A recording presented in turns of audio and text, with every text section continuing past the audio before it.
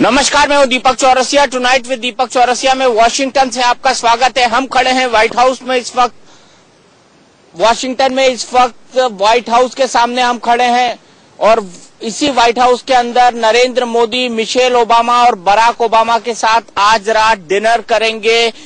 अभी नवरात्रि के उपवास चल रहे हैं नरेंद्र मोदी के, लेकिन उसके बावजूद नींबू पानी के साथ होने वाले इस डिनर पर विश्व के दो बड़े नेता क्या बात करेंगे, मुलाकात करेंगे और इस अनौपचारिक मुलाकात में दोनों नेता दिल खोलकर बात करेंगे। दिल खोलकर ये बात ऐसी होगी जिसमें दिल भी खुलेंगे, जज्बे भी खुलेंगे, दोनों के बीच जो दूरियां हैं वो भी मिटेंगी और ऐसी अनौपचारिक बातचीत होगी जिससे दोनों के बीच जो पुरानी गलतफहमियां हैं दो राष्ट्रों के बीच, जो वीजा न देने का मामला था, जो दिल नहीं मिल रहे थे कि नरेंद्र मोदी को लेकर जो अमेरिका की में गलतफहमियां थी वो दूर होंगी और साथ ही साथ दोनों के बीच नजदीकियां बढ़ने का सिलसिला शुरू होगा। लोग कह रहे हैं, विशेषज्ञों का ये कहना है कि नरेंद्र मोदी की ये पहली मेडन अमेरिका यात्रा में जो सबसे बड़ा और सबसे महत्वपूर्ण मुद्दा है वो ये है कि अमेरिका ने जो रेड कारपेट वेलकम किया है नरेंद्र मोदी का, वो इसलिए भी अहम है, वो इसलिए भी जरूरी था क्योंकि पिछले 9 सालों से जो सूखा चला आ रहा था, सूखा मैं इसलिए कह रहा हूं क्योंकि नरेंद्र मोदी कई बार अमेरिका आना चाहते थे लेकिन उनको वीजा नहीं मिला था। अब वो सूखा खत्म हो चुका है, थंपिंग मेजॉरिटी के साथ वो जीत कर आए हैं और जीत के आने के बाद उन्होंने एक इतिहास रचा है और अब अमेरिका एक तरह से मजबूर है उनको रेड कारपेट वेलकम देने के लिए। और अमेरिका मीन्स बिजनेस और अमेरिका को पता है कि उनको अब उनके साथ ही बिजनेस करना है, उनके साथ ही काम करना है, इसीलिए अमेरिका पुराने गिले शिकवे भुलाना चाहता है, ब्लेयर हाउस में उनको रुकवा रहा है, शानो शौकत के साथ उनको वेलकम कर रहा है और आज दिल मिलने वाले हैं दोनों नेताओं के बीच। हमारे साथ अश्विन हैं, अश्विन के साथ समीर हैं और साथ में शानो शौकत के साथ उनको वेलकम कर रहा है और आज दिल मिलने वाले हैं दोनों नेताओं के बीच। हमारे साथ अश्विन हैं, अश्विन के साथ समीर हैं और साथ में शीतल के साथ दो और खास मेहमान हैं जो हमारे साथ जुड़े हुए हैं। ये लोग बहुत ही एक्टिव मेंबर हैं इंडियन अमेरिकन सोसाइटी के।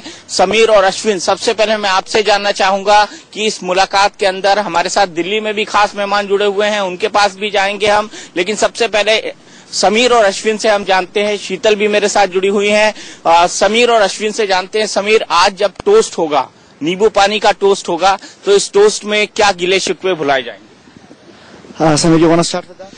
या थैंक यू। मेरा मानना है कि ये एक बहुत बड़ी खुशी की मौका है कि प्रधानमंत्री यहाँ पे आए हैं और पूरा जो यहाँ के जो लोग हैं, पूरा यहाँ की जो कांग्रेसमैन, सेनेटर्स, पूरा जो हाउस ऑफ रिप्रेजेंटेटिव्स यहाँ तक प्रेसिडेंट ओबामा उनका स्वागत कर रहे हैं। मेरे ख्याल से आगे की जो बातचीत होने वाली है वो फ्यूचर पे आधारित होगी। I think it's time to move past the past and look towards a brighter future. पूरी तरह सहमत हूँ समीर के साथ कि ऑफ कोर्स पहले जो असमंजस की स्थिति थी कि मोदी जी को वीजा नहीं दिया गया and all that, but of course the country ने पूरी तरह अपना निर्णय दे चुके हैं और ऑफ कोर्स अमेरिका वो एक्सेप्ट करती है और ऑफ कोर्स पूरे सम्मान के साथ, पूरे जोश के साथ, पूरे कम्युनिटी के साथ red carpet in New York and Washington DC. तो ओबामा साहब कहेंगे छोड़ो कल की बातें, कल की बात पुरानी। ऑफ कोर्स नए युग की, I mean this is Modi युग, सो आपको लगता है मोदी युग आ गया है? I mean without a doubt after I mean just आखिरी 3 दिन और कल मेडिसन स्क्वायर का speech, I mean every single person, हर एक 18,000 में से हर एक इंसान वहां पे वॉज अपने ही कामयाबी के लिए वो और कॉन्फिडेंट महसूस कर रहा था। ऐसा लग रहा था कि नहीं यार, अब तो मैं भी अपना कुछ एक वहां पे जाके करूंगा, एनी स्मॉल प्रोजेक्ट, कुछ भी स्मॉल नॉन प्रॉफिट का प्रोजेक्ट लेके मैं भी अपना विजिट इंडिया के कुछ काम के लिए दूंगा, बिकॉज वो एक नई आशा, वो नई किरण और इसी के साथ वो कर गुजरने की इच्छा मन से, तन से and the drive is hope, उम्मीद पर दुनिया कायम है। शीतल, क्या कहते हैं आपके साथी? उम्मीद पर दुनिया कायम है और कल के भाषण के बाद सब लोगों में खासा उत्साह है। यहाँ पर जो कम्युनिटी है, मेरे साथ जो दो खास मेहमान जुड़े हैं, ये मेरीलैंड, यूनिवर्सिटी ऑफ मेरीलैंड, जो कि वाशिंगटन के बिल्कुल करीब है, उसके छात्र हैं। एक संगठन है देसी, जिसका पूरा फॉर्म है डेवलप, एनर्जाइज, सिनर्जाइज इंडिया। बहुत सालों से मेरीलैंड यूनिवर्सिटी में ये संगठन चल रहा है और ये युवा लोग इससे जुड़े हुए हैं। क्या आपको लगता है कि जो आप सालों पहले आप लोगों ने कवायद शुरू की थी to develop, synergize, energize India, Narendra Modi ने उस पर मुहर लगा दी? Yeah, exactly. This is what is happening. He is actually enhancing the future engineers, and he's carrying away all the the future developers of India from America back to India. So this is going to be a great revolution in the history. Neha, आपको लगता है कि ये क्रांतिकारी है अपने आप में? जो कवायद आप लोगों की थी कि डेवलप किया जाए, सिनर्जाइज किया जाए, जगाया जाए इंडिया को, जो कि यहाँ रहता है अमेरिका में, नरेंद्र मोदी उस पर ऐसा ठप्पा लगा कर गए कि अब आप रुकने वाले नहीं? नहीं, बिल्कुल भी नहीं। एकदम आपने ठीक कहा है। ये हम लोग यहाँ पर आते हैं पढ़ाई करने के लिए। अब हमारी बहुत इच्छा है कि वापस हम लोग जाएं एक डेवलप्ड इंडिया में, वहाँ पर जाके एकदम हमारा डेवलपमेंट हो back in India. We are expecting a lot. Narendra Modi definitely हमारे ना एकदम इच्छाएं ये सब पूरी करेंगे। हमको बहुत विश्वास है ऐसा होगा। और उनकी एकदम स्पीच ये सब जब हम लोग सुनते हैं, बहुत हमारे अंदर एनर्जी आ जाती है कि अब तो भारत अमेरिका से भी आगे जाएगा। एकदम भारत अमेरिका से भी आगे जाएगा। देखिए शीतल, इसको कहते हैं उम्मीद, और इसी उम्मीद के साथ मैं चलता हूं हमारे नई दिल्ली के स्टूडियो, जहां मेरे साथ जुड़े हुए हैं अनुराग मुस्कान, वरिष्ठ पत्रकार आलोक मेहता, एनके सिंह साहब, कांग्रेस से मीम अफजल साहब, और साथ ही साथ बीजेपी के नेता जीवीएल नरसिम्हा राव साहब, और Shashank ji, farmer foreign secretary साहब। शशांक जी से मेरा सबसे पहला सवाल है अनुराग, और शशांक जी से मेरा सवाल ये है कि शशांक जी, आपने क्या किसी भी प्रधानमंत्री के विदेशी दौरे में इस तरह की उम्मीद पहले कभी देखी है? उम्मीद की एक ऐसी किरण की लोग ये कहने लगे कि बस हो गया अब तो। देखिए, एक तो अमेरिका में भारतीय मूल के लोगों का और भारतीयों का इतना अब प्रभाव बढ़ चुका है, और वो कहा जाता है कि जो किसी समय जूइश लॉबी होती थी, उसी तरीके से अब भारतीय मूल के लोगों की लॉबी हो गई है, और बहुत ही अच्छे प्रोफेशनल्स माने जाते हैं। अमेरिका के बड़े से बड़े नेता चाहता है कि अगर उसको डॉक्टर की जरूरत है या अगर किसी तरीके से अपने बच्चों को किसी सलाह दिलानी है यूनिवर्सिटी में, तो इंडियन प्रोफेसर अच्छा रहेगा। तो इस तरह की बात होने से तो अब वो भारतीयों के लिए, भारतीय नेताओं के प्रति उनमें थोड़ा सा इज्जत तो आई है। दूसरी बात यह भी हुई है कि जिस प्रकार से मोदी जी ने कल मेडिसन स्क्वायर गार्डन में इतने 18,000 भारतीयों को, भारतीय मूल के लोगों को इतना उत्साहित किया कि भारत के प्रति जो है, अगर वो अपना जो भी उनके संस्कार रहे हैं पहले उनको ना भूलें, और भारत में भी अपना जो है एक किसी प्रकार से साथ में लेकर चलना चाहें, तो मेरे ख्याल से ये अमेरिका के जो पॉलिटिकल सिस्टम है उसमें बड़ा असर पड़ेगा इसका। क्योंकि अमेरिका के जो पॉलिटिकल लीडरशिप है वो मानते हैं कि जो उनकी सोसाइटी है उसमें माइग्रेंट्स बहुत आए हैं, उनका भी प्रभाव है। तो अगर वो देखते हैं कि जो इंडियन माइग्रेंट्स वहां के अमेरिका में आए हुए हैं वो पूरे तरीके से उत्साहित हैं भारत की प्रगति के लिए, मोदी जी की लीडरशिप के लिए, तो मेरे ख्याल से इसका बहुत असर पड़ने वाला है कांग्रेस के ऊपर भी और एस्टेब्लिशमेंट के ऊपर भी।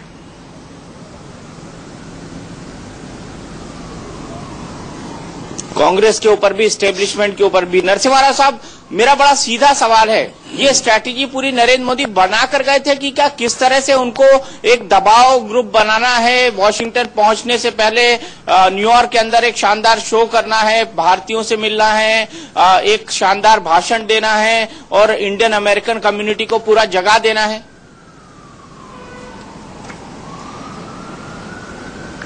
दीपक जी, जिस प्रकार आई थिंक ये पूरा एक टूर एक सक्सेसफुल टूर के रूप में हो रहा है, उसके पीछे कोई सोच तो बिल्कुल है, हर टूर के पहले होता है, बट लेकिन किसी प्रकार की दबाव बनाने की कोई कोशिश है, मैं समझता हूं ये ऐसा कोई स्थिति नहीं है। लेकिन जिस प्रकार नतीजे चुनाव के आए हैं, अमेरिका को उसी दिन, आपको याद होगा जिस दिन नतीजे आए थे उसी रात को प्रेसिडेंट ओबामा ने फोन करके पर्सनली इनवाइट किया था मोदी जी को, और जिस प्रकार बार बार अमेरिका की तरफ से एक निमंत्रण दिया गया वहां आने के लिए, ये हाउस ऑफ रिप्रेजेंटेटिव्स कांग्रेस को भी संबोधन करने के लिए, मैं समझता हूं कुछ समय से भारत और अमेरिका के बीच में जो संबंध है बहुत अच्छे नहीं रहे हैं कुछ महीनों से। तो अमेरिका भी इस यात्रा में एक बड़ी सफलता देख रही है,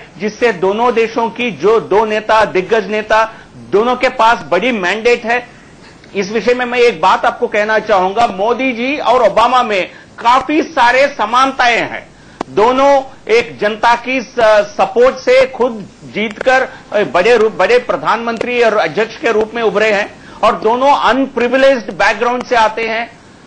तो इसलिए मुझे लगता है इन दोनों में एक पर्सनालिटी पूरी तरह जमने की पूरी तरह एक अपॉर्चुनिटी है। मुझे लगता है ये मीटिंग काफी सफल होगी, और अमेरिका भी इस मीटिंग से और इस यात्रा से संबंधों को सुधारने की पूरी तरह दृढ़ संकल्प है। तो इसलिए मैं समझता हूं जब दोनों की तरफ से इस प्रकार की आकांक्षाएं हैं, दोनों के तरफ से इस प्रकार की एक्सपेक्टेशंस है, मैं समझता हूं बिल्कुल ये यात्रा बहुत सफल रहेगी। जितना अभी तक जो यात्रा 3 दिन से आप सब लोग वहां पहुंच के जिस अंदाज से हमको वहां की पल पर की खबर देश की जनता को बता रहे हैं, मैं समझता हूं ये इससे न सिर्फ अमेरिका में एनआरआईज को, भारत में बसे भारत के सभी जनता को भी इस यात्रा को लेकर सारी जानकारी पहुंच रही है, और काफी उत्साहित है यहां की जनता।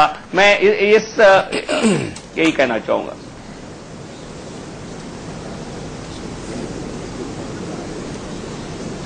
काफी उत्साहित है मीम अफजल साहब, आप भी उत्साहित है नरेंद्र मोदी का ये जोश और उनका ये स्वागत देखकर?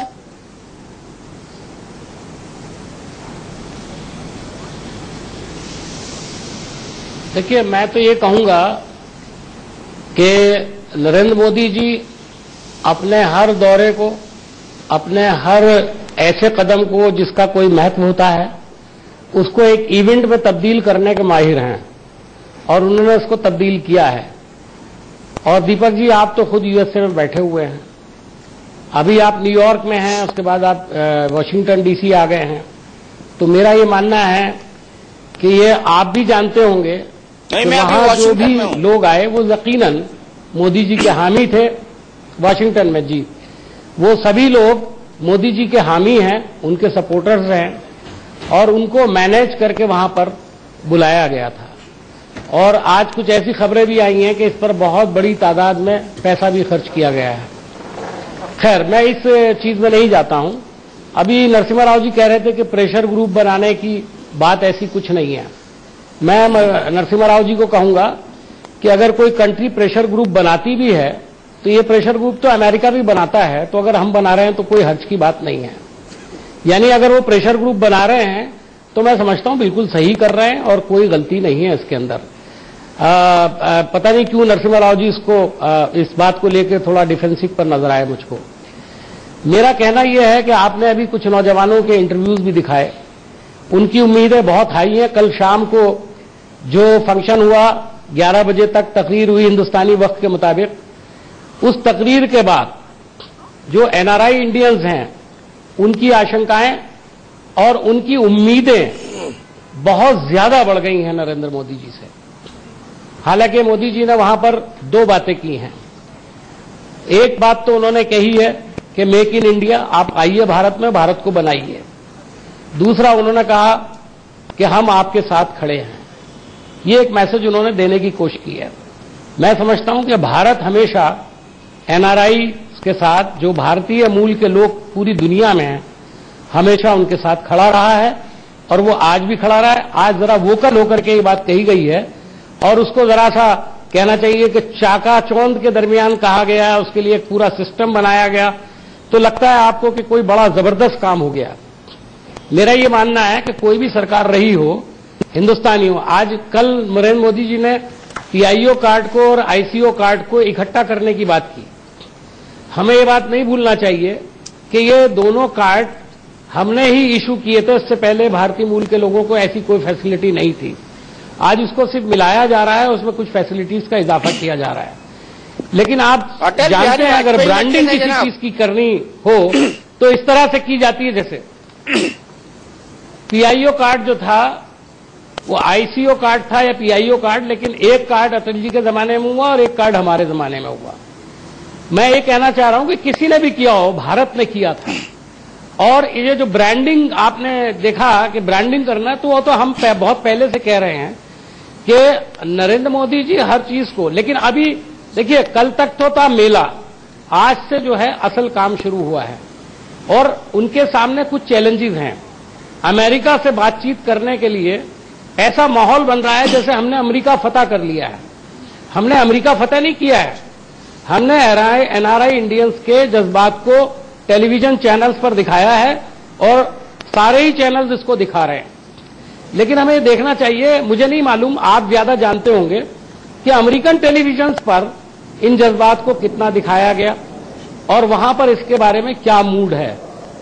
अमंग इंडियंस नहीं बल्कि अमेरिकन दिखाया जा रहा है में इनके इसको लेकर के क्या क्या आशंका है। जी, अगर दिखाया जा रहा है तो बहुत अच्छी बात है और लोगों की क्या उससे उम्मीदें वाबस्ता हैं।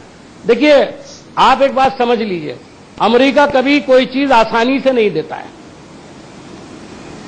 और हमारे रिलेशन आज जैसे भी थे वो आपको भी पता है। ये न्यूक्लियर डील के अंदर हम लोगों को कितनी मुखालफत हिंदुस्तान के अंदर भुगतनी पड़ी, लेकिन आज उसका असर है जो हमने काम किया अमेरिका के साथ मिलकर के, जो आज मोदी जी वहां पर गए हैं और उसको आगे बढ़ाने का काम कर रहे हैं।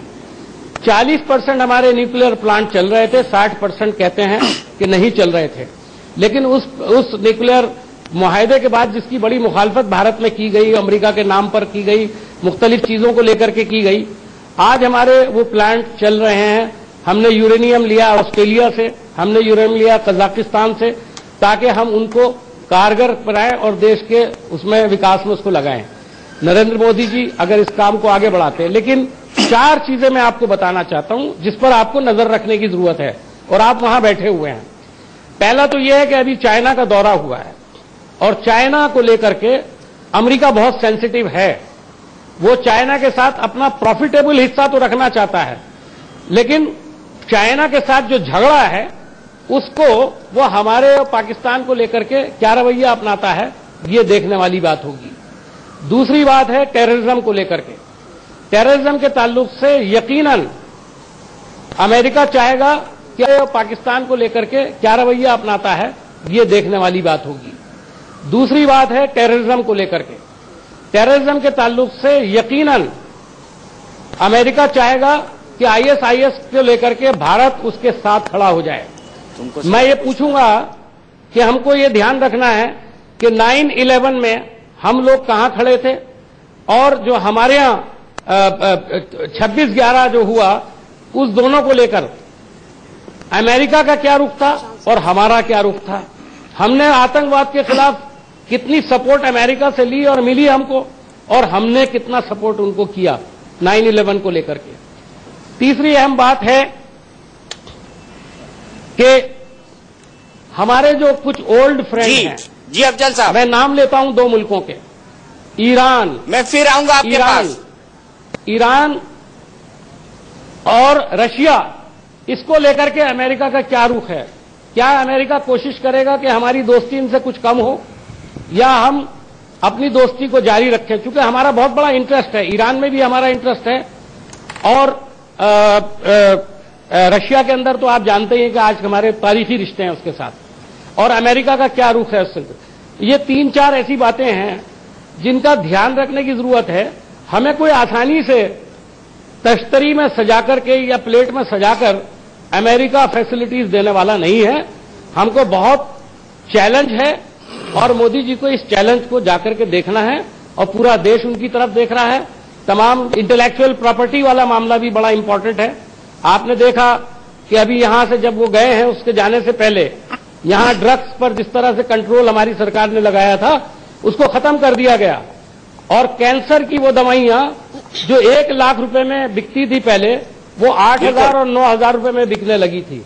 आज वो पाबंदी दोबारा से हटा दी गई है और कैंसर और लाइफ सेविंग ड्रग्स, बिल्कुल बिल्कुल अफजल साहब, इंटेलेक्चुअल अफजल साहब, मैं एक रुख वॉशिंगटन का भी ले लेता हूं, आपको क्या लगता है टेबल पे आज किस मुद्दों पर बात होगी? विद द बिजनेस यहाँ के सारे सीईओ साथ में होंगे, Pepsi, Abbott and under the leadership of President Obama and all, basically defense and security, जहाँ पे US companies को कोई traction नहीं मिला अभी तक इंडिया में, which was a major thing. I mean, यहाँ के Lockheed Martins and other companies were like really chasing to get some traction, which they were not, उनको नहीं मिल पा रहा था. इसके साथ information and ICT, information and communication technology में भी इंडियन गवर्नमेंट का काफी रवैया काफी रेस्ट्रिक्टेड था कि विदेशी कंपनी को वहीं पे प्रोडक्शन करना पड़ेगा, उसी के बाद वो वहां पे ये बेच पाएंगे. अदरवाइज उनके लिए जो ड्यूरेशन था पूरा वो उसमें 1.5 साल से 2 साल का टाइम लगता था, जिससे कि वो टेक्नोलॉजी आउटडेटेड हो जाती थी. तो I think with the new government and Modi ji का इतना खुला रवैया देख के there is no middle man की यहाँ पे जरूरत ही नहीं है. सीधा द गवर्नमेंट आपको बाहें खोलकर निमंत्रण देना चाहती है. और ये और ऑफ कोर्स आई मीन दोनों विश्व के दोनों one of the best orators मिलने वाले हैं, तो we see the synergy right away. Shashank ji से एक सवाल शीतल पूछना चाहती हैं. शीतल. बिल्कुल दीपक, शशांक उस वक्त सक्रिय थे विदेश मंत्रालय में जब एनडीए की सरकार थी. शशांक जी, आपने उस दौर में भी देखा कि भारत और अमेरिका के बीच एक नई शुरुआत हुई थी. स्टोप टैलबोट, जसवंत सिंह के कनेक्शन को हम सब जानते हैं. आज की तारीख में जब नरेंद्र मोदी यहाँ छा गए हैं अमेरिका में और ओबामा ने कहीं ना कहीं उन्हें वो रेड कार्पेट दी है, उन्हें वो माहौल दिया है, लेकिन अमेरिका कोई भी चीज बिना अपने मतलब के नहीं करता. तो आपको क्या लगता है कि अमेरिका क्या टेक अवे चाहेगा? जो बातचीत कल यहाँ पीछे व्हाइट हाउस में होने वाली है भारत और अमेरिका के बीच में, क्या टेक अवे पर नजर अमेरिका की है, ये मैं जानना चाहती हूँ. सवाल आपका बहुत ही महत्वपूर्ण है, लेकिन जवाब मेरे ख्याल से अमेरिकन साइड ही दे तो ज्यादा अच्छा है, क्योंकि उसमें हम तरह तरह के स्पेकुलेशन करें वो बात ठीक नहीं रहेगी. क्योंकि हम इतना जानते हैं कि भारत और अमेरिका को अपने रिश्ते सुधारने हैं और उसी रास्ते पे चलना होगा. भारत में जो भी सरकार आई है अभी तक, सबने कोशिश की है कि अमेरिका के साथ में रिश्ते सुधारे जाएं, प्रगाढ़ किए जाएं, लेकिन साथ ही साथ जो भारत की जो बेसिक इंटरेस्ट हैं, बेसिक जो हमारी फीलिंग्स हैं, उनसे भी अमेरिका को अवगत कराया जाए. तो अभी बात करी गई है, काफी बातें आपने सुनी है, मीम अफजल साहब ने भी कही है, औरों ने भी कही है. वो सब बातें हमको ध्यान में तो रखनी है, लेकिन चीज ये है कि अमेरिका इस समय तैयार है भारत की बात सुनने के लिए कि भारत का क्या रवैया है, भारत का क्या दृष्टिकोण है अपने पड़ोसी देशों के बारे में, एशिया के और देशों के बारे में. तो वो हमको पूरे तरीके से अमेरिका के साथ में मिलकर चलना है, क्योंकि आगे जाकर अमेरिका जानता है कि 3 सबसे उभरती हुई आर्थिक शक्तियां वो होंगी अमेरिका, चीन और भारत. अगर हम लोग आपस में एक दूसरे को नहीं समझ पाएंगे और कोशिश करेंगे कि पुराने रवैयों से, जो पुराने पिछले 40-50 साल से हम लोगों की भावनाएं रही हैं एक दूसरे के प्रति, उनके अनुसार काम करें, तो मेरे ख्याल से वो पास्ट की बात है. कई लोग अभी भी उसमें जुड़े रहते हैं. मैं ये नहीं कहता हूं कि वो भूल गए पुरानी बातें, लेकिन अब जरूरी ये है कि हम लोग अपनी फीलिंग्स को ध्यान में रख के आगे बढ़ने का प्रयास करें. और मेरे ख्याल से ओबामा साहब भी और मोदी साहब एक तरीके से जो यूथ है दोनों देशों के अंदर, उनकी भावनाओं को वो आपस में आगे बढ़ाना चाहते हैं. तो मुझे बहुत उम्मीद है कि अपने बात को बिना खोए हुए भारत और अमेरिका की बहुत सारी बातें ऐसी हैं जहां पे दोनों साथ में मिलके चल सकते हैं.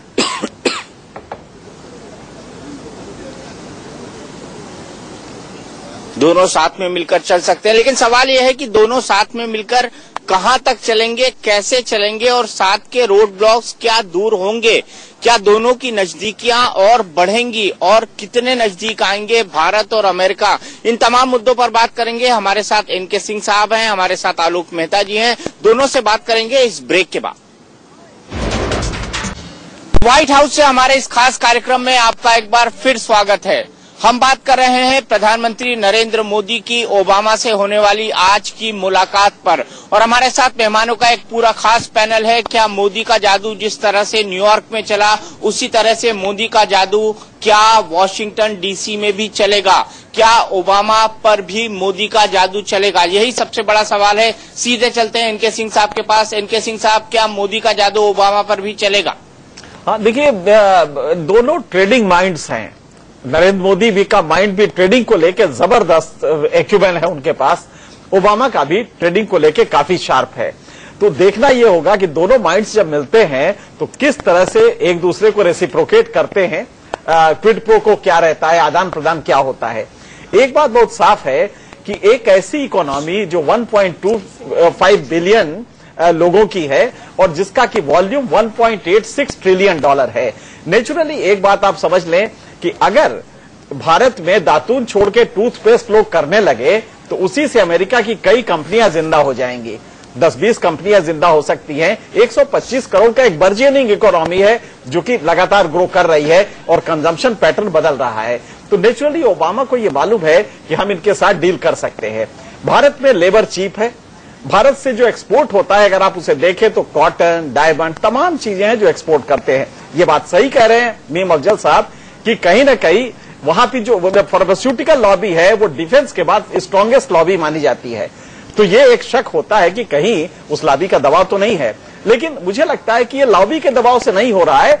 आपको जरूरत है तो अगर अमेरिका पहली बार हो रहा है कि जो हम कंज्यूमर्स के रूप में देखे जाते थे पूरे वर्ल्ड में कि 125 बिलियन लोग अगर कंज्यूम करेंगे तो कई कॉर्पोरेट कंपनियां खड़ी हो जाएंगी। आज मेक इन इंडिया का जो नारा दिया है उसमें सिर्फ यह है कि हाँ साहब, कंज्यूम तो हम करेंगे लेकिन हम आपको भी दे सकते हैं, कम से कम आप आइए इंडिया में। तो एक माहौल जो बदला है उसमें मुझे लगता है कि ओबामा को मुतासिर होना पड़ेगा कि भारत में यह माहौल चेंज हो रहा है। और अगर ये चेंज हो रहा है तो बस मुझे एक ही दिक्कत है कि ये माहौल जो नरेंद्र मोदी चेंज कर रहे हैं, पीएमओ में एक सेल बैठा रखा है, वो सेल इमीडिएटली आप मोबाइल से करिए और उसके बाद से वो एक्टिवेट हो जाएगा। तो ये जो हैंडीकैप्स है ये तो आप दूर कर लेंगे, लेकिन फेडरल स्ट्रक्चर में जो स्टेट गवर्नमेंट्स हैं जहां की आपको रियल फैक्ट्री लगानी है, जहां की रियल इन्वेस्टमेंट करना है, जहां इंफ्रास्ट्रक्चर में या आप खास करके पावर सेक्टर में अगर आप जाते हैं तो वहां का माहौल कैसा होगा वो स्टेट गवर्नमेंट्स पे डिपेंड करता है। और आप जानते हैं जिस तरह भारत में आइडेंटिटी ग्रुप्स हैं और एक दूसरे से लड़ते रहते हैं, तो उसमें माहौल क्या मोदी वही दे पाएंगे? तो जो ओबामा से इनका डील जो बातचीत होगी, मुझे लगता है क्विड प्रो को का एक स्ट्रांग वो रहेगा और काफी सक्सेसफुल ये बातचीत होगी।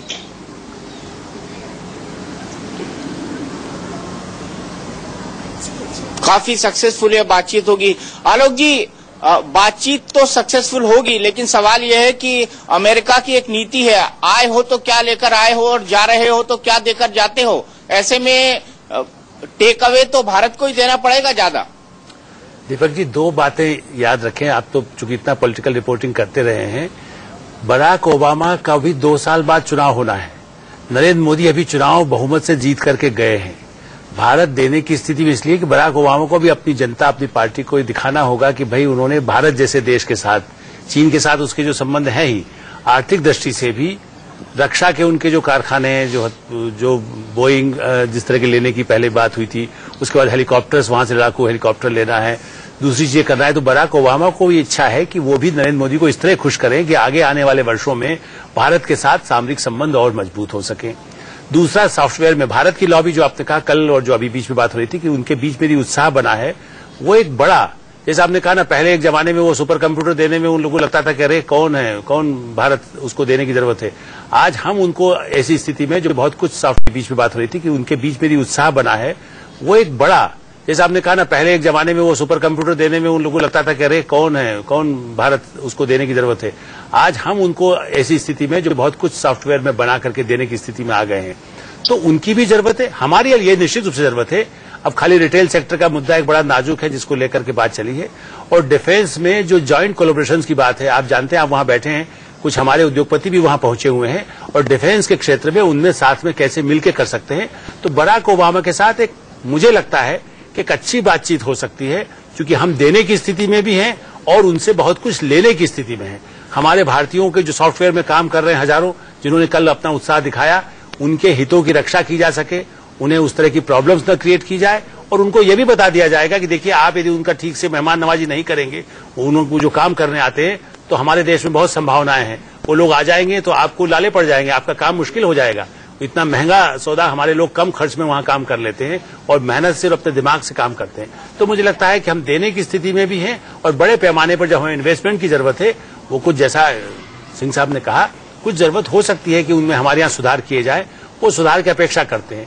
और सबसे खतरनाक मुद्दा खाली वो है कि क्या इराक, सीरिया और अफगानिस्तान के मुद्दे पर वो भारतीय सेना का उपयोग करने की जो मांग कर रहे हैं, उसमें नरेंद्र मोदी जी को अपने देश की ओपिनियन को ध्यान में रखकर कोई फैसला करना होगा।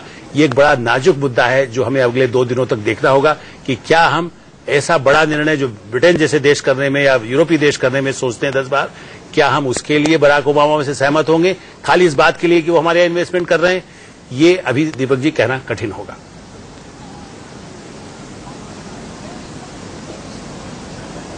बड़ा सवाल है ये कि क्या सीरिया में भारतीय सेना मदद करेगी? शशांक जी, आपको क्या लगता है, क्या वॉर ऑन टेरर में भारतीय सेना अमेरिकी सेना की मदद करेगी? नहीं, जब बातचीत होगी मोदी जी की राष्ट्रपति ओबामा से, तो उसमें मालूम चलेगा कि उनको अमेरिका को भारत की मदद चाहिए भी नहीं चाहिए, और क्या मदद चाहिए। खाली उनको वहां पे बूट्स ऑन द ग्राउंड चाहिए खाली, तो वो तो नहीं बात बनती। आजकल तो इतनी टेक्नोलॉजी बढ़ चुकी है, साइबर में, स्पेस में, और तरह तरह के इंटेलिजेंट वेपन्स बन चुके हैं। तो ऐसे में जो भारत के पास अभी तक चीजें हैं, वो भारत के आसपास के इलाके में तो बहुत महत्वपूर्ण है, कि भारत ने अभी तक तैयारियां, सारी प्रिपरेशंस उसी हिसाब से करी हैं। अब एकदम से नए इलाके में वो कहें कि आप आ जाइए, और बिना तैयारी के, बिना किसी तरह के सोच विचार के, तो मेरे ख्याल से शायद राष्ट्रपति ओबामा भी ये बात नहीं कहना चाहेंगे। ये बात जरूर है कि उनके यहाँ इस तरह के कई सारी लॉबीज हैं जो चाहती हैं कि किसी तरीके से अगर हम एक कोalition बना दें, खासकर एशियन मुल्कों का, तो उसमें जो है फिर अमेरिका ये सारा मुद्दा एशियन देशों को छोड़ सकता है और कह सकता है अच्छा चलिए हम दूर से आपकी मदद करेंगे, आप डायरेक्टली डील कीजिए इन सब बातों से। तो बात यह है कि भारत ने अपनी तैयारियां करी हैं खाली सबसे पहले दक्षिण एशिया में, दूसरा उसके आसपास के इलाकों में, और अपनी जनता जो बहुत सफर किया है कई सौ सालों से और कई दशकों से, आजादी के बाद भी अब पहली बार कुछ आशा की किरण दिखाई दे रही है कि वो 65% लोग अगर 35 साल से कम हैं, टेक्निकली क्वालिफाइड हैं, अगर उनको किसी तरीके से अगले 10-15 साल में मौका मिले तो वो आगे बढ़ सकते हैं और बहुत तेजी से आगे बढ़ सकते हैं, वैल्यूएबल पार्टनर्स बन सकते हैं देश के, विश्व के अलग अलग शक्तियों के। तो मेरे ख्याल से ओबामा साहब के लिए ये हो गई बात सोचने की कि भारत की जो वो पोटेंशियल है उसको साथ में लिया जाए, या जो अभी तक पास्ट में फर्स्ट वर्ल्ड वॉर में, सेकेंड वर्ल्ड वॉर में भारतीय बूट्स को इस्तेमाल किया गया ले जाके कि 1 मिलियन एक में मर गए, 1 मिलियन एक में मर गए, तो वो उस तरीके से करा जाए या उनको फ्यूचर में लेकर पार्टनर बनाया जाए। अब मेरे ख्याल से तो ओबामा साहब समझते हैं कि किस तरीके से अमेरिका भी जो है, मेरे ख्याल से ये जो डिमांड होगी भी, मान लीजिए अमेरिका की अगर डिमांड होती भी है कि भारतीय बूट्स हैं, तो वो सिर्फ मैसेज के लिए होगा, क्योंकि अदरवाइज तो अमेरिका को मुझे नहीं लगता है कोई वाकई ऐसी जरूरत है कि इंडियन फोर्सेज जाएंगी तभी वो वहां संभाल सकते हैं। एक ग्लोबल मैसेज आएगा कि नहीं, दुनिया की सबसे बड़ी डेमोक्रेसी भी हमारे साथ है और उसकी भी सेनाएं हैं। मेरे ख्याल से एक मैसेज के टर्म्स में ज्यादा होगा। देखिए ऐसा है कि मैं तो सोचता ही हूं कि मैसेज की बात है सर, कि मैसेज मिले कि भाई ठीक है हम सब लोग साथ में मिलकर चलते हैं। उसके लिए संयुक्त राष्ट्र का मैंडेट भारत ने हमेशा कहा है, अब उसको बदल लेना क्या भारत ये चाहेगा? अभी तक कई बार हमने यही कहा है कि संयुक्त राष्ट्र में लाइए, वहां से मैंडेट लीजिए और उसके बाद में काम कीजिए। हमने पास्ट में देखा है कि मैंडेट मिला 10% काम करने का, काम हो गया 100%, जो बाद में संयुक्त राष्ट्र भी घबरा गया कि ये तो हमने कहा ही नहीं था कभी। तो जो इस तरह का जो पास्ट में एक्सपीरियंस रहा है, तो थोड़ी चिंताएं संयुक्त राष्ट्र में हो जाती हैं। और मेरे ख्याल से ओबामा साहब समझते हैं इन सब बातों को, क्योंकि अमेरिका में भी डिविजन्स इंटरनली हो गए थे इस बात को लेकर, यूरोप में डिविजन्स हो गए थे। तो अगली बार अगर वो आगे बात बढ़ाना चाहते हैं और स्थायी और शांति लाना चाहते हैं एशिया के देशों के अंदर, तो मेरे ख्याल से भारत के जो असली सलाह है वो लेके चलना चाहिए उनको, बजाय इसके कि भारत के ऊपर कोई चीज थोपी जाए ये कहकर कि आपको देखिए हम बहुत चीजें दे सकते हैं इसलिए आप हमारे लिए क्या क्या कर सकते हैं इसमें, इस लड़ाई के अंदर, आतंकवाद की लड़ाई में। मेरे ख्याल से ओबामा साहब बहुत होशियार हैं, समझते हैं, और यूथ पावर जो है और फ्यूचरिस्टिक आउटलुक उनका हमेशा से रहा है। तो मेरे ख्याल से अमेरिका का और भारत का जो आगे जाकर पार्टनरशिप बनने जो बहुत महत्वपूर्ण है, उसके ध्यान देना चाहिए। जी जी जी, बिल्कुल शशांक जी, आप ठीक कह रहे हैं। मेरे दो सवाल हैं। पहला सवाल मैं आलोक जी से करना चाहूंगी। आलोक जी, जब हम टेक अवेज की लगातार बात कर ही रहे हैं, स्पेक्यूलेशन नहीं करना चाहते हम, लेकिन जहां तक न्यूक्लियर लायबिलिटी लॉ की बात है, जो एक बड़ा मुद्दा है, परमाणु करार जो दोनों देशों के बीच में हुआ, उसको इम्प्लीमेंट करने को लेकर अभी तक भारत का रवैया जो है इसको लेकर कड़ा रहा है। भारत ने कहा है कि हम अपने न्यूक्लियर लायबिलिटी लॉ में फ्लेक्सिबिलिटी नहीं लाएंगे, लेकिन अमेरिकी कंपनियां चाहती है कि उसमें बदलाव हो। तो ऐसे में आलोक जी ये जानना चाहती हूँ कि क्या हमारी सरकार, मौजूदा सरकार, उसमें कुछ फ्लेक्सिबिलिटी लाने के मूड में दिखाई दे रही है नरेंद्र मोदी की पावर ऑफ, उनकी जो स्टाइल ऑफ फंक्शनिंग है उसको देखते हुए? और मेरा दूसरा सवाल मीम अफजल साहब से इसी से जुड़ा हुआ है, वो ये है कि विपक्ष जो है हमारा, वो क्या उम्मीद कर रहा है? कांग्रेस पार्टी इस मुद्दे पर भारत सरकार का क्या रुख रहे बातचीत के दौरान, क्या उम्मीद कर रहा है? शीतल, मैं तो कहूंगा कि किसी तरह से भारत सरकार, कोई भी सरकार हो, प्रधानमंत्री है, वो भारतीय हितों की रक्षा, लायबिलिटी वाला एक बहुत बड़ा इशू है, और जिसको कहते हैं हमारा डेमोक्रेटिक कंट्री। आप देखिए कई चीजों में, जब वहां अमेरिका में भी उनको पसीने आ जाते हैं, बराक ओबामा साहब को भी। इसलिए ये मुद्दा है कि परमाणु के क्षेत्र में आप यदि कुछ भी लगाएंगे, कुछ काम करेंगे, तो उसकी जिम्मेदारी, हम यूनियन कार्बाइड वाला क्षेत्र देख चुके हैं, दीपक जी और हम लोग उसके गवाह रहे हैं कि किस तरह से भारत में तबाही हुई थी, और जापान के अनुभव हो चुके हैं। ऐसी स्थिति में निश्चित रूप से इस बारे में नरेंद्र मोदी, जिन तरह उनका व्यक्तित्व है और भारत का मैंडेट यदि आप कहें संसद की तरफ से भी, तो लायबिलिटी वाले मुद्दे पर तो नहीं झुकेंगे। लेकिन एक बात शीतल में जोड़ूंगा, दूसरा जो आतंकवादी वाले चल रही थी, जब वो कहते हैं कि हमें इराक और अफगानिस्तान में हमारी सहायता चाहिए, तो हमारे प्रधानमंत्री अवश्य रूप से कहेंगे कि पाकिस्तान से जो आतंकवादी गतिविधि जुड़ रही है, उसमें आप हमारा कितना साथ देते हैं? हम आपसे हथियार खरीदना चाहते हैं, लेकिन आप जो हथियार उनको देते रहे हैं जो हमारे खिलाफ उपयोग होते हैं, उस पर कितना अंकुश लगाएंगे? ये सवाल उठेगा। इसलिए मैं कहता हूं, रिटेल वाले मामले पर मुझे जरूर लगता है, यदि बराक ओबामा पर जो दबाव है कि भारत में रिटेल क्षेत्र में, खास करके जिसके लिए बीजेपी विरोध करती रही है, उसमें कुछ फ्लेक्सिबिलिटी हो सकती है। लेकिन जहां तक न्यूक्लियर लायबिलिटी का सवाल है, लाखों लोगों की जान के कीमत पर नरेंद्र मोदी या कोई भारत का प्रधानमंत्री किसी तरह के समझौते के लिए तैयार शायद नहीं होगा। नीम अफजल साहब अपनी पार्टी का पक्ष जरूर बता सकते हैं। नीम अफजल साहब, विपक्ष क्या चाहेगा? आपकी सरकार जी हमारा ये कहना है कि हमारी पॉलिसी हमेशा ये रही कि फ्रेंडली भी रही है और फर्म भी रही है, यानी दोस्ती भी रखी है और अपने इश्यूज पर मजबूती के साथ टिके भी रही है। मैं आपका ज्यादा वक्त नहीं लूंगा, इसलिए कि आलोक मोहता जी ने जो बात कही है वो अपने आप में काफी है, मैं उसको दोहराऊंगा नहीं। मैं समझता हूं वो भारत की पॉलिसी है, कांग्रेस पार्टी की नहीं है, विपक्ष की नहीं है, बल्कि देश की पॉलिसी है और बिल्कुल सही है। मैं एक बात की तरफ और ध्यान दिलाना चाहता हूं, इस पूरे दौरे के अंदर जापान के दौरे के ऊपर, चाइना का जो विजिट हुआ प्रेसिडेंट का, उसको लेकर के एक चीज हावी रही है, पॉलिटिकल डिप्लोमेसी पे इकोनॉमिक डिप्लोमेसी हावी दिखाई दी है। अमेरिका के अंदर भी यही सब नजर आ रहा है। कल का जो भी सारा जमावड़ा था वो भी इसी काम को दर्शाता था कि हम लोग अमेरिका के में काम करने वाले हिंदुस्तानियों से और अमेरिकी कंपनियों से निवेश चाहते हैं। एक खास बात जो इसमें मिसिंग है वो ये है कि जब आप जापान जा रहे थे तब भी ये था कि हम इतने बिलियन डॉलर की वहां से निवेश लेकर के आएंगे।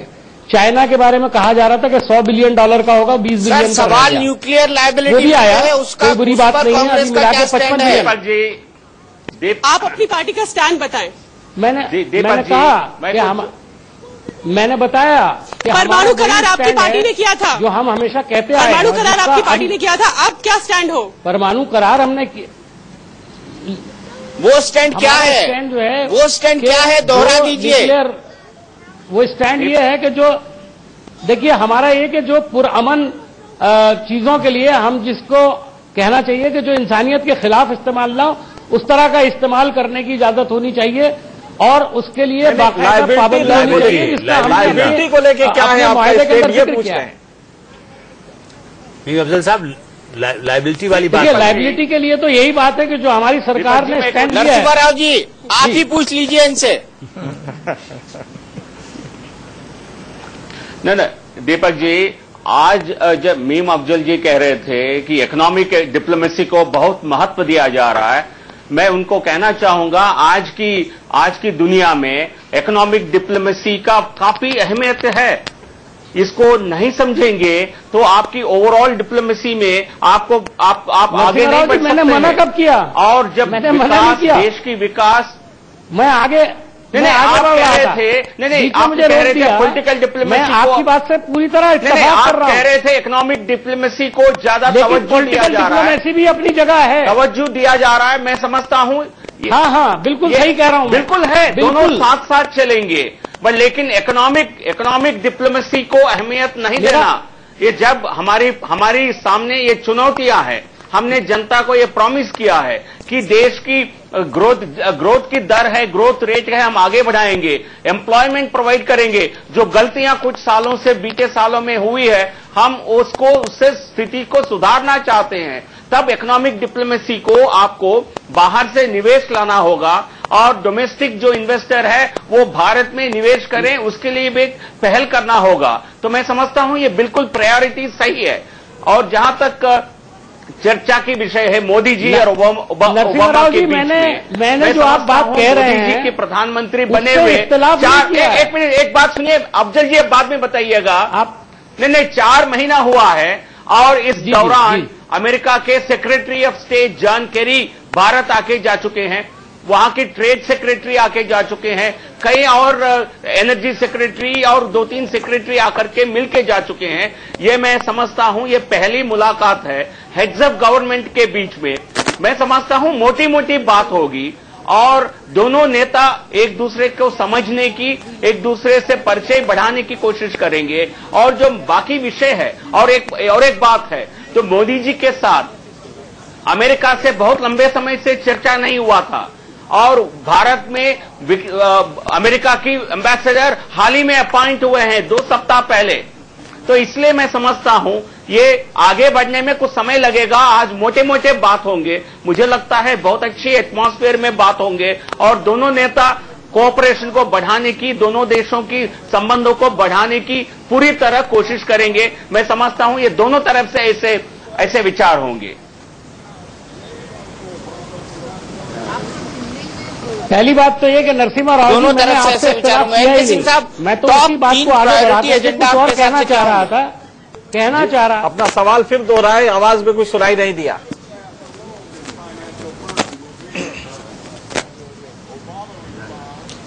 टॉप 3 प्रायोरिटी एजेंडा क्या होंगे आपके हिसाब से? बराक ओबामा साहब से अगर मिल रहे हैं तो 3 एजेंडा, क्या एजेंडा एक ही होगा कि किस तरह से क्विड प्रो को के बेसिस पे आप ट्रेड वॉल्यूम बढ़ाते हैं। 67 बिलियन का अभी ट्रेड है, इस वॉल्यूम को आप कितना हाई कर पाते हैं, कितना इन्वेस्टमेंट आ पाता है गवर्नमेंट सेक्टर में, प्राइवेट सेक्टर में। मेरे ख्याल से इस समय इससे ज्यादा, जैसे कि टिकलिश इशू है आपका न्यूक्लियर लायबिलिटी का, नेचुरली इसको छेड़ना इस समय ठीक नहीं होगा। भारत में माहौल खराब होगा और एक कलेक्टिव कॉन्शियसनेस भारत में ऑलरेडी जनरेट हो चुका है रिटेल सेक्टर को लेके और न्यूक्लियर लायबिलिटी को लेके। ऐसे में मुझे नहीं लगता है कि मोदी इस एरिया को छेड़ेंगे। मैं मान लीजिए कि अगर मैं नरसिम्हा राव जी से ही, आपने मीम अफजल साहब से सवाल किया, यही सवाल अगर नरसिम्हा राव जी से किया जाए कि भाई आप ही बता दीजिए कि क्या डाइल्यूट करेंगे अपने लायबिलिटी क्लॉज को, तो उनका भी जवाब शायद यही गोल गोल होगा, कुछ ज्यादा नहीं स्पष्ट बोल पाएंगे। रिटेल को लेके नरसिम्हा राव जी के पास भी कोई जवाब नहीं होगा क्योंकि वो इस समय माहौल नहीं है। हाँ, नहीं, पूछ लेते हैं उनसे, पूछ लेते लीजिए, पूछ लेते हैं। नरसिम्हा राव जी, आपका क्या जवाब होगा? रिटेल को लेकर अभी कोई सरकार, Deepak ji, FDI in retail को लेकर सरकार, नरसिम्हा राव जी, आपका क्या जवाब होगा? रिटेल को लेकर अभी कोई सरकार, Deepak ji, FDI in retail को लेकर सरकार की तरफ सरकार ने कोई नीति को नहीं बदला है। अभी कौन सी नीति बदला गया? तो जब 2 साल पहले एफडीआई इन रिटेल को लागू किया गया मल्टी ब्रांड रिटेल में, तब से जाकर के निवेश क्यों नहीं आया था भारत के अंदर, कोई बड़ी कंपनियां क्यों नहीं आई थी? तो उसके लिए मैं समझता हूं उसके लिए सबसे बड़े कारण और कुछ हो सकता है। इस सरकार ने, हमने इसको अपोज किया था पिछले संसद में, हमने एफडीआई इन मल्टी ब्रांड रिटेल को अपोज किया था, लेकिन अभी तक हमने इसके खिलाफ कोई निर्णय नहीं किया, इसको हमने खत्म नहीं किया। तो इसलिए ये आगे क्या बात होती है इसको इंतजार करेंगे, लेकिन ये सरकार ने उसको खत्म नहीं किया। FDI in retail stands where it was.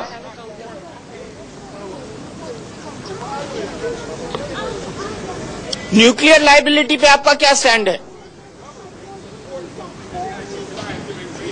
अब देखिए, इस तरह की कोई बात होगी, मुझे इसकी कोई जानकारी नहीं है, तो मैं समझता हूं ऐसे बड़े विषयों पर बहुत जल्दी कोई एक सरकार से दूसरी सरकार की नीति में बहुत बड़ी बदलाव होगी, ऐसा समझना मेरे विचार से भी ठीक नहीं है। तो कुछ समय के लिए इंतजार करें, ये कोई चर्चा का विषय है, मुझे ऐसा कोई जानकारी नहीं है। जी दीपक जी, बिल्कुल नरसिम्हा राव जी, थोड़ा सा इंतजार करना होगा, ज्यादा नहीं करना होगा, कल तक का ही करना होगा। लेकिन मैं एनके सिंह साहब से यहाँ पे कहना चाहूंगी। एनके सिंह साहब ने कहा कि इस मुद्दे को अभी मोदी छुएंगे या इस बातचीत में वो मुद्दा उभर कर आएगा, इसकी उम्मीद कम है। लेकिन जहां तक अमेरिका का सवाल है, अमेरिकी प्रशासन का सवाल है, जो यहाँ पर अंदर खाने चर्चाएं होती हैं, उनके मुताबिक न्यूक्लियर लायबिलिटी कानून में फ्लेक्सिबिलिटी भारत लेकर आए, ये एक बहुत बड़ा एजेंडा है अमेरिका का। तो जब अमेरिका के एजेंडे पर ये टॉप मोस्ट प्रायोरिटीज में से एक है, ऐसे में मोदी उसे किस कदर इग्नोर कर पाएंगे और कैसे हैंडल करेंगे, ये काफी दिलचस्प होगा। इनके जी अजय, बिल्कुल सही आप कह रहे हैं। ये जो टिकलिश मुद्दे हैं, जब दोनों माइंड्स मिलेंगे तो कैसे इसे रिगल आउट करते हैं, अपने कैसे बचा के निकलते हैं, क्योंकि ये मुद्दा वहां पे होगा। नेचुरली वो भी डेमोक्रेटिक कंट्री है और वहां भी प्रेशर, लॉबी प्रेशर है, तो वहां भी ये दिक्कत होगी, क्योंकि कहीं ना कहीं न्यूक्लियर एनर्जी आज आप 2.5% आपका टोटल जनरेशन में शेयर है। ऐसे में आप चाहेंगे, और आपको यूरेनियम बाई चांस आपके पास स्टॉक है नहीं, थोरियम का स्टॉक आपके पास है, थोरियम जनरेशन में आप जा नहीं पा रहे हैं, अभी आपको 2 फेजेज और लगेंगे।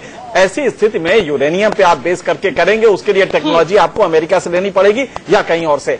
जिस तरह का माहौल है उसमें उस लायबिलिटी को आप कहीं से भी डाइल्यूट करेंगे तो भारत में एक ज्वालामुखी फटेगा, एक जबरदस्त, कांग्रेस को, एक अपोजिशन को एक बहुत अच्छा मुद्दा मिलेगा।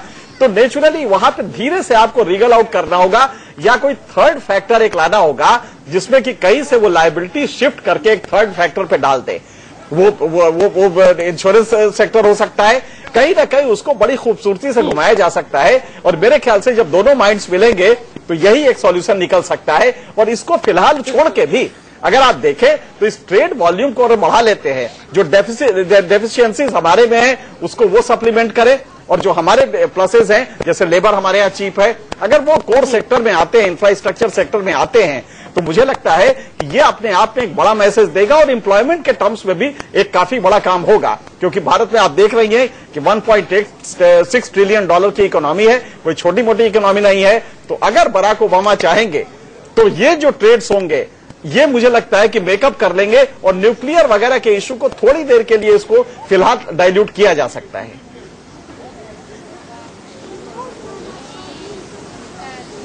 जी, फिलहाल डाइल्यूट किया जा सकता है।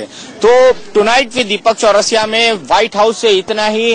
व्हाइट हाउस में आज होने वाली है नरेंद्र मोदी और बराक ओबामा की मुलाकात, और मुलाकात होगी, क्या बात होगी, ये बात आपको सबसे पहले सिर्फ और सिर्फ इंडिया न्यूज पर हम बताएंगे। तो पल पल की कवरेज न्यूयॉर्क के बाद वॉशिंगटन पर भी इंडिया न्यूज से लगातार जारी रहेगी। तो फिलहाल टुनाइट विद दीपक चौरसिया में इतना ही। इंडिया न्यूज पर खबरों का सिलसिला लगातार जारी है।